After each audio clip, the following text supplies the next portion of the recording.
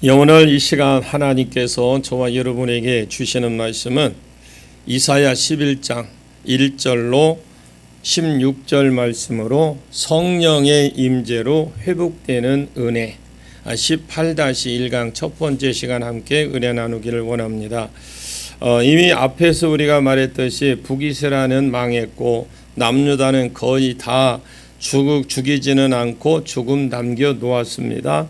그 남은 자는 하나님을 완전히 신뢰하고 하나님의 뜻에 수종드는 사람을 세웠습니다. 하나님은 원래 북이스라엘을 부르고 남유다를 큰 민족으로, 즉 아브라함 큰 민족으로 만들어 주신 이유가 하나님이 꿈으로 꿈을 꾼 겁니다. 또 꿈이자 꿈이라고 할 수 있겠죠. 그 꿈이 전혀 이스라엘 백성들이 수정들지 아니하고 세상이 되었을 때 완전히 세상이 되어버린 북이스라엘은 열질파를 할지라도 전부 이것은 내 백성이 아니다. 무늬만 교회에 왔다 갔다 하고 아브라함 자녀라고 또 혈통이 아브라함 피가 흐르고 있다고 해서 내 자녀가 아니기 때문에 하나님이 이것을 다 죽이고 남유다도 대부분 탈락했고 시온에 있는 몇 사람 깨어 있는 사람이 있기 때문에 남유다도 다 죽고 그 중에 정말로 명명만 남긴다 할지라도 그들이 여호와의 꿈에 수종든다면 하나님은 이 사람들을 남겨서 새로운 세상을 시작하겠다라는 것입니다. 그러면 지금 남유다의 모습은 어떠하느냐?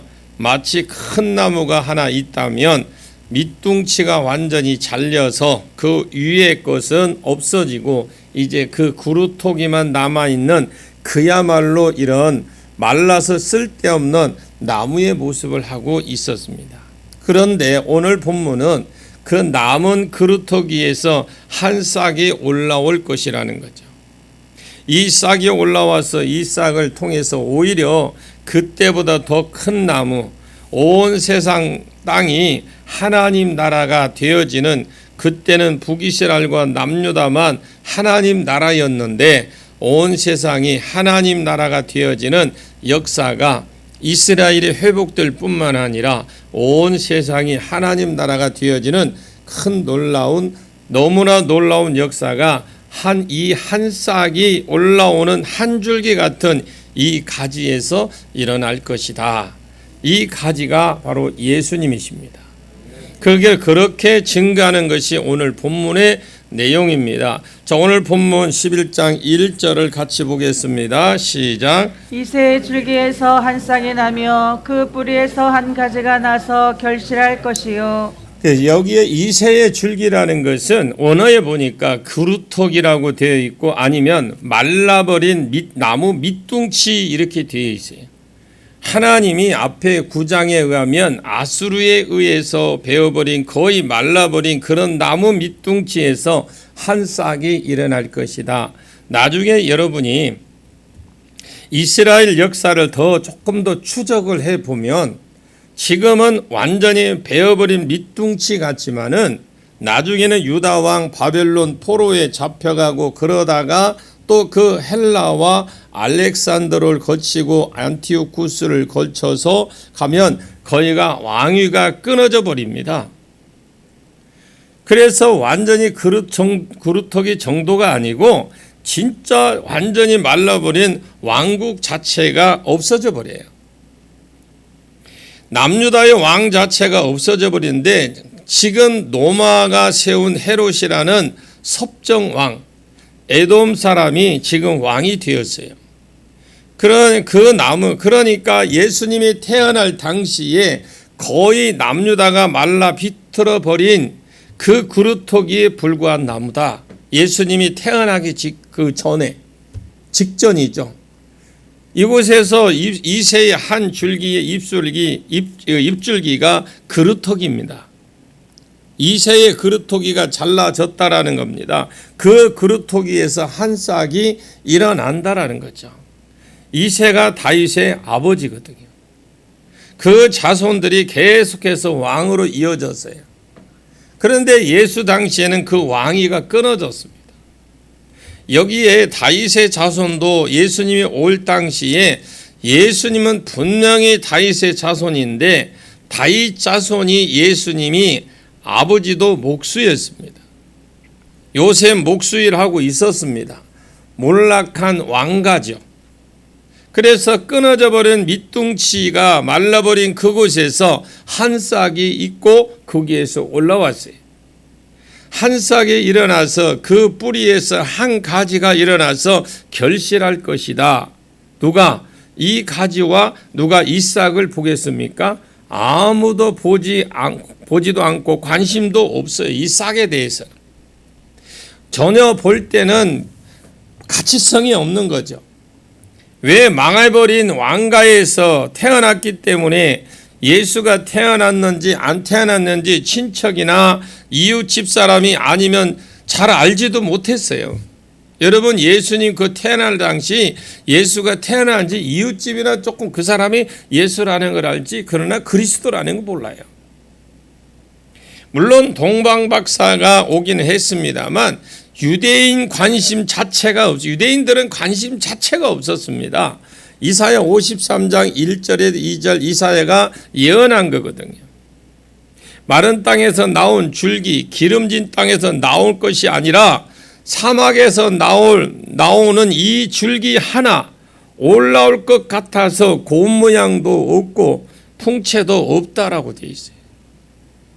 우리 눈에 보기에는 흠모할 만한 아름다운 것 하나도 없다라는 거예요. 예수님이 몸짱이든지 얼짱이든지 무엇이라도 있어야 될 것인데 왕도 아니고 몸매도 아니고 하여서 하여튼 다 꽝이요. 그래서 아무도 예수님에 대한 주목이 하지도 않았고 없었습니다. 이 그루터기에서 한 싹이 쭉 올라오는데 너무 비쩍 말라서 아무것도 없어요.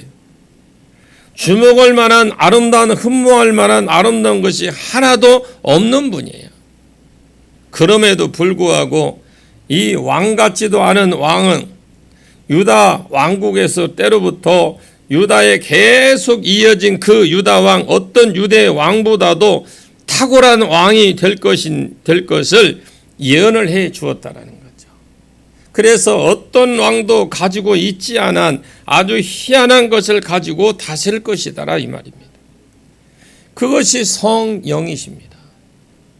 물론 다윗도 성령은 있었지만 히스기야도 요시야도 성령은 있었겠지만 그런 사람하고는 비교가 되지 않는 공생의 시작할 때부터 성령이 비둘기가 임해서 여호와의 신이 얼마나 그에게 힘있게 임했던지 그 하나님의 성령으로 백성들을 통치할 것이다 라고 했습니다. 여호와의 신, 그 2절 뒤에 보면 그 위에 여호와의 신이 그 위에 강림하실 것이요. 그럼 여호와는 어떤 신이냐? 성령을 받으면 어떤 사람이 어떻게 되느냐? 성경이 말하는 성령 받은 자의 모습은 우리가 처음 결혼하면 너무 기뻐서 처갓집에 말뚝을 보고 절할 수 있다고 그러잖아요. 그러나 정상적인 부부는 처갓집 말뚝 보고 계속 잘하는 것이 신랑이 아니고 신부에게 그냥 잘해주고 아이 키우고 그냥 직장 생활해서 생활이 잘 되는 게 그게 이제 신랑이에요. 여기 성령 받은 사람은 무엇으로 나타나느냐? 성령이 어떤 분이냐라는 것을 말해주는 거죠. 지혜와 총명의 신이다. 그래서 성령 받으면 지혜가 하나님의 뜻을 아는, 하나님의 마음을 아는 지혜가 생기고 그리고 총명이 생기는 거죠. 하나님의 뜻을 분별하는 이런 분별력도 생깁니다. 그래서 우리가 성령을 받아야 됩니다. 성령을 받아야 하나님의 뜻을 알게 되고 하나님의 그 뜻을 여기 있는지 저기 있는지 분별하게 분별할 수도 있게 되고 그 영이 하나님의 영인지 사탄의 영인지 분별할 수 있게 되고 이것은 누가 하는 역할이다? 성령이 주시는 역할이다라는 거죠. 성령이 우리에게 말씀을 읽고 들을 때 깨닫게 해주시고 알게 해주고 또 이렇게 할 수 기도할 수 있도록 도와주시고 우리가 모든 생활을 할 수 있도록 성령이 우리를 이끌어 가시고 도와주시는 겁니다. 그래서 공동 번역에 보니까 지혜와 총명을 주신 신 이렇게 되어 있어요. 그리고 모략과 재능의 영이요 성령 받으면 이 모략이라는 것은 상담이라고 되어 있어요. 상담하는 아니면 선생 가르치는 자 이렇게 되어 있는데 변호사라는 말이 더 가깝겠죠. 변호사가 왜 모든 일을 자기 지식을 전문적으로 지식을 대신해 주잖아요. 자기가 그런 사람. 그래서 예수님의 우리의 인생을 책임질 뿐만 아니라 우리의 갈 길을 또 가르쳐 주시고 선생이 돼 주시고 말씀을 또 주시고 그래서 예수님이 왕이 되셔서 산상수훈을 베풀 때 주었을 때에 그 가르친 한마디라도 버릴 것 없는 아주 사람으로서는 가르칠 수 없는 정말 아름다운 말씀들입니다. 그래서 모략과 재능의 영이요 재능의 실체는 뭐냐면 파워, 능력 이건데 그래서 예수님의 능력 그 능력으로 죽은 자를 살리고 가난한 자에게 부유케 하시고 눈먼 자를 뜨게 하시고 하나님의 능력이라는 거죠. 성령은 모략과 재능의 영입니다. 지식과 여호와를 경외하는 영인데 이 지식은 여호와를 아는 지식을 말하는 거죠. 여호와를 아는 지식과 여호와를 경외하는 영. 그래서 성령을 받으면 여호와를 알게 되고 하나님의 역사를 알게 되고 자신을 알게 되고 하나님을 또 알고자 한다는 것. 성령이 임하며 그리고 하나님을 경외하기를 굉장히 좋아합니다. 하나님을 두려워함으로 섬긴다라는 거죠. 벌벌 떨고 귀신이 나타났을 때 떠는 것이 아니고 하나님을 경외함으로 두려움으로 섬기게 된 하나님을 두려워함으로써 신앙생활을 하는 거죠. 여러분 귀신을 두려워하는 게 아니라 하나님을 두려워하십시오. 그래서 성령을 받아야 지혜와 총명이 생기고 성령을 받아야 모략과 재능이 생기고 성령을 받아야 지식과 여호와를 경외하는 그런 것이 되어진다라는 것이 진리다라는 것. 진리. 이것이 예수님 위에 영이 강림하신 겁니다. 예수님 이외에. 그래서 예수님은 완벽하게 지혜와 총명으로 다스렸고 모략과 재능으로 능력으로 다스렸습니다. 그리고 지식과 여호와를 경외하며 또 이스라엘 백성을 성령으로 통치를 하셨습니다. 그가 여호와를 경외함으로 즐거움을 삼을 것이며 그는 개인적으로 위로 하나님을 향하여서는 하나님을 경외하는 것을 즐거움으로 삼았죠. 그런데 여기에 이 즐거움이라는 이 말은 히브리어로는 르하흐 아니면 목숨 아니면 생명 그런 뜻입니다. 예수님은 위로 하나님을 향해서 하나님을 경외합니다. 여호와를 언약에 신실하신 하나님이심을 믿으십시오. 세 번째 약속이 천하 만민이 복을 받는 대로 돌아오는데 이 구속을 이루는 것을 그 하나님을 섬기는 일을 자기 생명처럼 하셨어요. 그래서 자기의 모든 것을 던져서 하나님의 뜻을 이루는데 그분이 그것을 즐거움으로 생명을 삼았고 그 눈에 보는 대로 사람을 섬길 때는 그 눈에 보이는 대로 심판하지 않고 귀에 들리는 대로 판단하지 않으셨어요. 유다 사이에 왕들은 어떤 왕이라도 다윗이나 일부분이 좋은 왕 빼고는 선한 왕 빼고는 그 선한 왕도 예수님처럼 하지 못했지만 대부분 왕들은요 눈에 보이는 대로 판단을 했고 좀 돈이 있으면 편들어 주고 또 자기하고 가까운 자에게 편들어 주고 이렇게 했지만 예수님은 그런 외모를 보지 않았다라는 겁니다. 눈에 보이는 대로 심판하지 아니하고 그리고 귀에 들리는 대로 판단하지 않았습니다. 이 사람 저 사람 귀에 들리는 대로 그런 식으로 판단하지 않았습니다. 성령으로 완벽하게 그 사람에 대해서 알아서 그 사람 속마음, 숨은 생각을, 마음의 계획을 알아서 정확하게 판단하고 귀에 들린 대로 눈에 보이는 외모로 사람을 판단하지 않으셨다라는 거죠. 이런 왕은 여러분 두렵습니다. 다른 것이 두려운 게 아니라 이런 왕이 두려운 거예요. 다 알고 계시니까. 예수님은 눈에 보이는 대로 사람을 만나지 않고 판단하지도 않았고 정확하게 공의로 정확하게 그 사람이 행한 대로 상 주시려고 거지라고 할지라도 잘했으면 잘 행했으면 하나님 보시기에 선을 행하고 사명을 안 했으면 사명 그 안에 있으면 하나님이 세워주고 왕이라도 그렇지 못해버리면 버리시고 보이는 대로 심판하지 아니고 귀는 들리는 대로 심판하지 않았다라는 겁니다. 아직 그 마음의 중심과 생각과 계획을 하시고 그 중심에 이렇게 그 중심을 보시는 정확하게 판단하시고 어떤 사람을 세우기도 하고 또 낮추기도 하시는 분이 하나님이십니다. 예수님이 통치를 받은 백성은 내가 말씀대로 사는 것 외에 복을 받을 수가 없어요. 한 번 더 말씀드릴게요.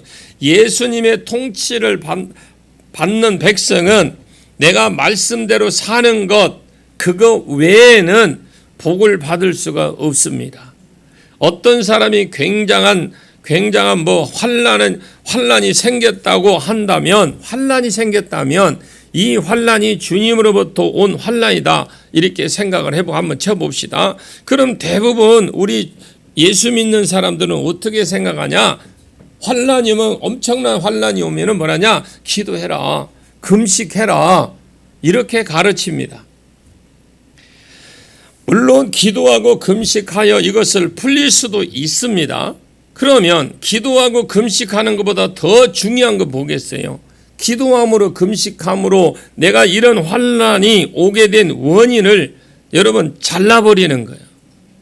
그것이 내가 사기성이 있으면 사기성을 제거하고 그것이 내가 거짓이면 거짓을 제거하고 그것이 내가 돈 사람이면 돈을 제거하고 우상이면 우상을 제거하고 환난이 왔다고 해서 기도한다고 이것이 떨어지는 것이 아니라는 거예요. 우리 예수님은 그런 식으로 속는 분이 아닙니다. 눈에 보이는 금식하고 인내 그렇게 해서 들어주는 분이 아니시라는 거죠.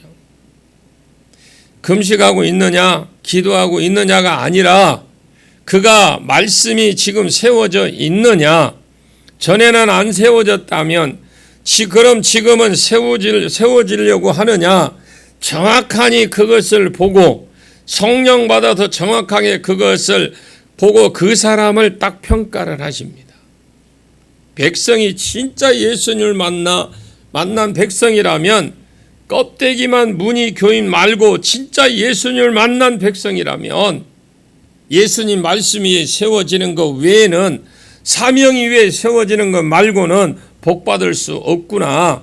그래서 진짜 예수님이 백성의 말씀을 걸어가도 된다라는 거죠. 그 백성이 달라는 겁니다. 남유다의 어떤 왕도 이런 나라에 만들지 못했어요. 그런 나라 만들지 못했어요.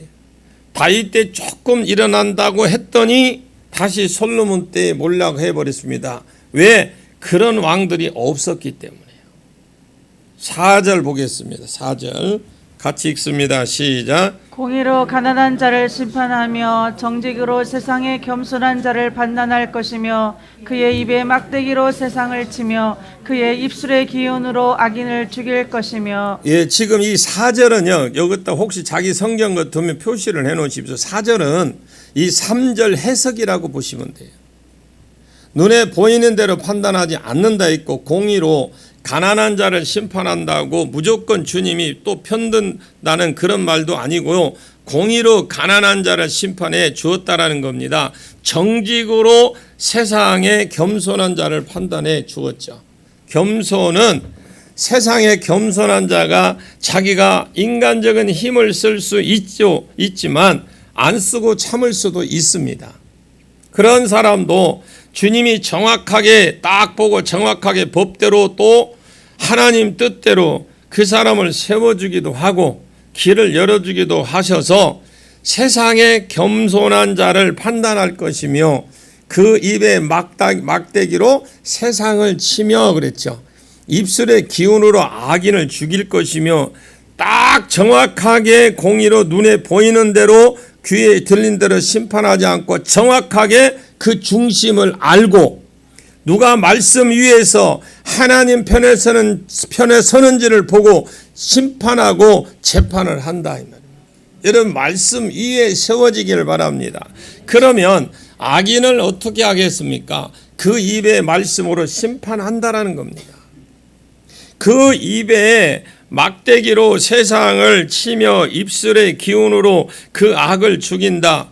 요한계시록 1장에 예수님이 10가지 모습으로 나오는데 그 입에서 좌우에 날성검이 나오고 그 입에서 검이 나오고 입에서 몽둥이가 나오고 그러면 예수님은 무슨 말이냐면 살아계신 말씀으로 이 말씀이 때로는 몽둥이가 되고 에레미야에는 하나님 말씀이 반석을 깨뜨리는 몽둥이가 아니냐.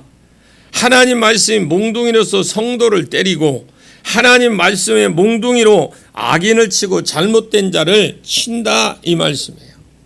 자, 5절 보겠습니다. 5절입니다. 시작. 공의로 그의 허리띠를 삼으며 성실로 그의 몸에 띠를 삼으리라. 이스라엘 백성은 이불 같은 것을 구멍을 내서 그냥 입고 다녀요.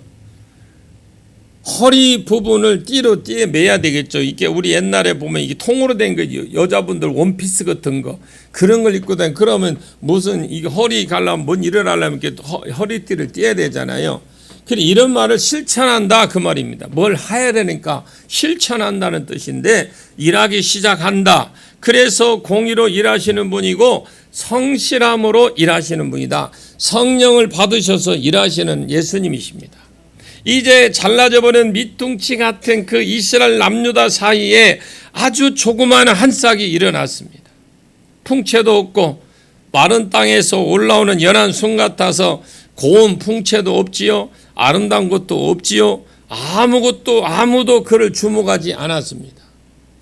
그러나 그는 어떤 세상의 왕도 다윗 왕가에 있었던 왕도 없었던 것 성령의 충만함을 받아서 지혜와 모략의 영, 총명과 능력의 영이었지만 그런 여호와의 능력을 받아서 이 영으로 세상을 다스리게 되십니다. 눈에 보이는 대로 귀에 들리는 대로 사람을 판단하지 않고 오직 중심을 보시고 말씀으로 세워진 자가 누구인지를 정확하게 보시고 그를 세우고 한 사람 입으로 무너뜨린다. 그러면 이분의 통치를 받은 백성은 어떤 삶을 살아가느냐? 그게 6절에서 9절까지입니다. 한번 읽어볼게요. 6절에서 9절까지인데 시작. 그때 이리가 어린 양과 함께 살며 포범이 어린 염소와 함께 누우며 송아지와 어린 사자가 살찐 짐승이 함께 있어 어린아이에게 끌리며 암소와 곰이 함께 먹으며 그것들의 새끼가 함께 엎드리며 사자가 소처럼 풀을 먹을 것이며 젖먹는 아이가 독사의 구멍에서 장난하며 젖된 어린아이가 독사의 굴에 손을 넣을 것이라. 9절까지. 내 거룩한 삶 모든 곳에서 해됨이 없고 상함도 없을 것이니 이는 물이 바다를 덮음같이 여호와를 아는 지식이 세상에 충만할 것임이니라. 자, 그러니까 그분의 통치를 받는 자라들은 이런 삶을 살아간다는 거죠. 6절에서 그때를 어떻게 해석하느냐에 따라서 두 가지로 해석이 될 수 있는데 그때를 재림예수로 해석하면 이것이 신천신지가 되어버려요. 그 천국에서 삶을 지금 말하는 것이 되어버리고 그리고 그때를 그냥 초림예수를 말한다면 예수님이 말라버린 밑둥치에서 연한 순으로 일어나서 성령 받아서 공의로 다스리고 눈에 보이는 대로가 아니고 공의로 다스리고 정의로 성실함으로 다스림을 다스릴 때에 그 백성들은 어떤 삶을 살아가느냐 이게 됩니다. 그 통치를 받는 백성들이 어떻게 변해버리느냐 어떤 복을 받느냐, 이것이 되어버리는 겁니다. 그런데 천국을 염두에 두지 않고 쓴 말이 아닌 것 같은데 먼저 한번 10절을 보겠습니다. 10절입니다. 시작. 그날에 이새의 뿌리에서 한 싹이 나서 만민의 기치로 설 것이요 열방이 그에게로 돌아오리니 그가 거한 곳이 영화로우리라. 예, 그날은요, 이게 초림 예수입니다. 그날은 초림 예수. 11절에도 그날이라는 말이 있는데 그것도 초림 예수와 관련된 말씀이에요. 그렇다면 6절과 9절은 초림 예수 때하고 연관돼서 말하는 것이라고 봐야 되겠죠. 왜냐하면 예수는 초림 예수를 말했다가 재림 예수를 말했다가 초림 이렇게 하기에는 좀 그렇다라는 거죠. 그래서 물론 재림 예수 때도 이런 모습 신천 신지에 가보면 그런 모습이 있겠습니다만 예수의 통치를 복음이 증거되었다고 해서 세상에 이런 세상이 된다는 것이 아닙니다. 이것이 상징적으로 생깁니다. 예수 그리스도를 복음을 받고 그분의 통치를 받은 사람은 이런 삶으로 바뀐다. 어떤 삶이냐? 짐승 같은 사람이 살기와 독이 빠져나가고 그래서 사나운 짐승이 부드러운 짐승이 되고 육식하는 짐승이 초식하는 짐승이 되고 이런 사람과 사람 사이에 전쟁이 없고 또 그리고 짐승과 짐승 사이에 전쟁이 없고 짐승과 사람 사이에 전쟁이 없는 평화가 이루어진다라는 것입니다. 이것이 상징적으로 봐야 됩니다. 만약에 초림 예수의 통치로 본다면 이건 100% 상징으로 보셔야 돼요. 그때 이리가 어린 양과 함께 거하며 이리와 어린 양이 어떻게 함께 가겠습니까? 이리가 가다면서 춤 줄줄 흐르고 갈 건데 있을 수가 있는 일입니다. 있을 수가 없는 일이잖아요. 마치 아나콘과 잉어가 같이 사는 것과 똑같아요. 똑같은데 있을 수 없는 일입니다. 이리와 양이 어떻게 함께 거하며 그럽니까? 또 그 뒤에 보면 포범과 어린 염소가 함께 누우며 이 포범이 지금 입맛이 떨어졌습니까? 그래서 이리는 부정한 짐승이라고 보시고 어린 양은 정결한 짐승. 그래서 사나운 자가 사납지 않는 자, 그런 사람은 부드러운 자가 되어지는 이런 세상이 일어난다 이 말씀이에요.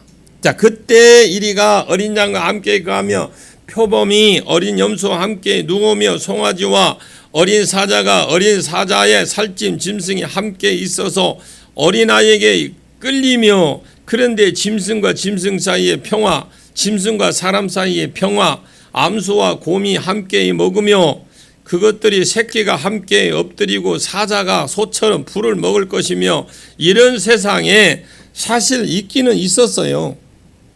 노아 홍수 때나 그런 때에 방주에 안 들어갔을 때 이런 세상이 사실 있었어요. 그 사자나 호랑이, 토끼 다 탔을 거예요. 거기에 다 탔을 거예요. 배에 다 탔을 거 아닙니까?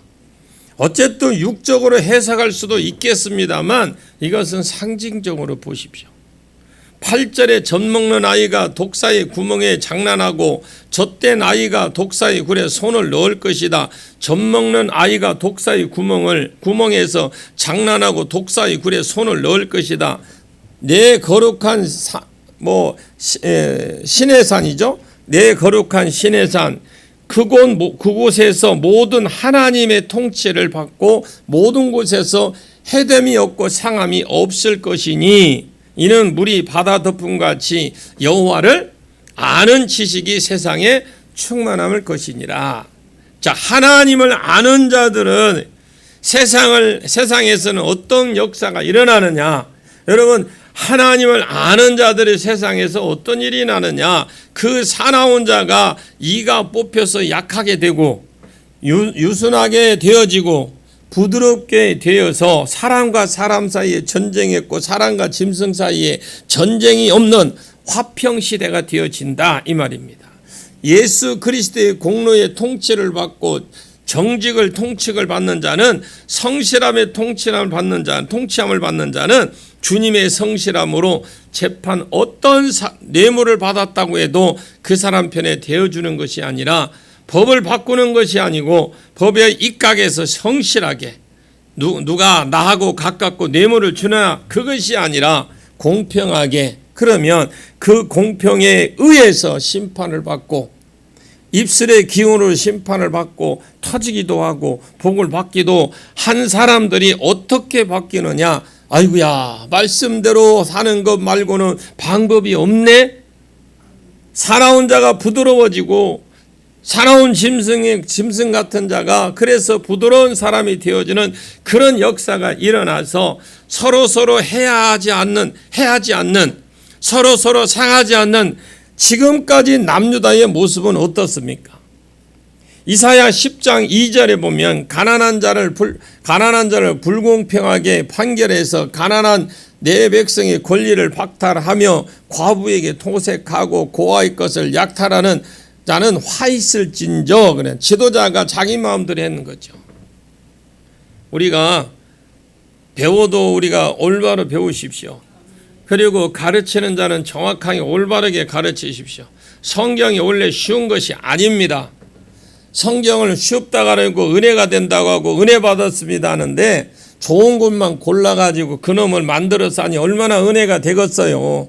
그런데 성경을 풀어가는 건 성경은 그렇지 않습니다. 제대로 우리가 구약을 하려면 하나님의 계획을 아십시오.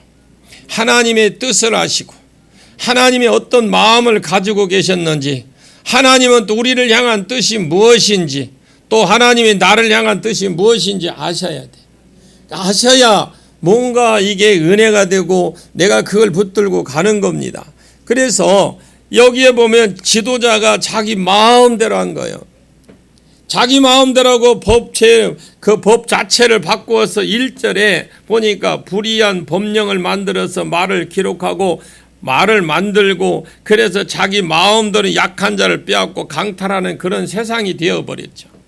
그러나 예수 그리스도가 다스릴 때는 그분이 하도 공의로 다스리고 하도 정직과 성실로 다스리니까 이렇게 살지 않으면 그분 아래에서 복을 받고 못 산다라는 것을 깨닫게 된다는 거죠.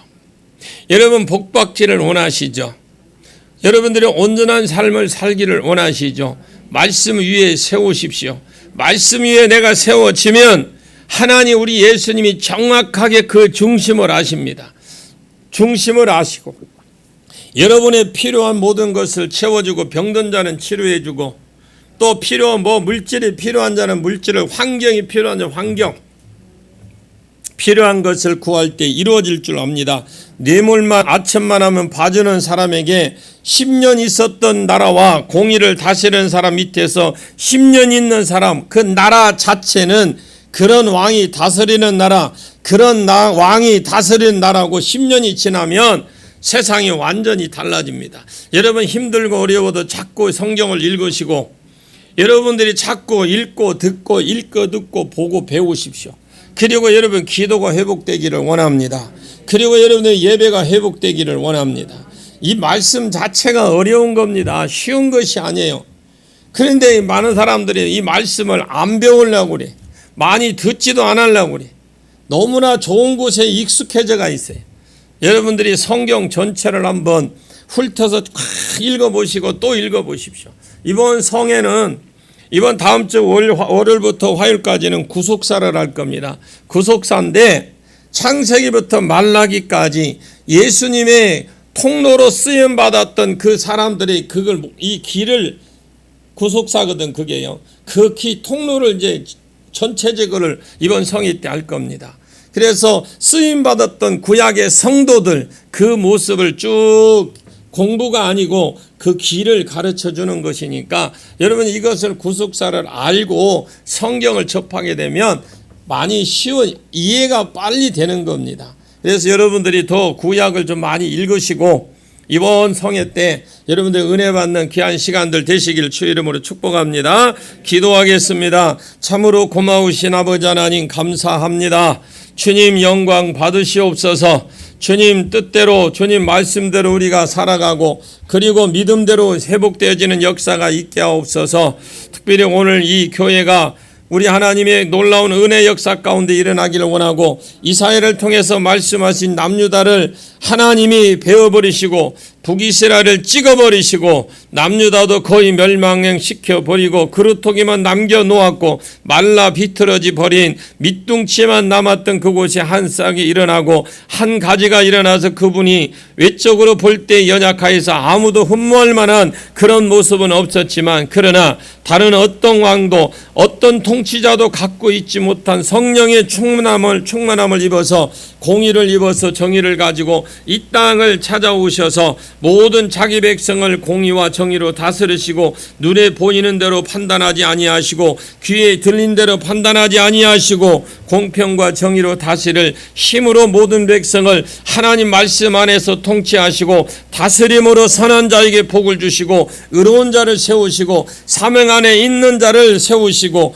공의로 재판하셔서 또 악인은 그 입에서 나오는 막대기와 몽둥이로 그러므로 그들을 심판하셔서 그의 모든 통치받는 자는 사나운 자가 부드러워지고 사자 같은 자가 염소가 어린 양과 함께 노는 그 부드러운 자로 바뀌어질 역사가 있을 것이고 아무 기운이 아무 상함이 없는 평화로운 세상에 되어진다고 말씀하신 것을 기억합니다. 주님 우리 그런 삶을 우리가 먼저 변화되고 그런 삶을 살아가게 하시고 우리가 말씀에 바로 세워져서 정말 하나님 중심적으로 살아가는 그러한 형식적인 신앙이 아니라 교회만 왔다 갔다 하는 신앙이 아니라 온전한 신앙을 세워지게 하옵소서.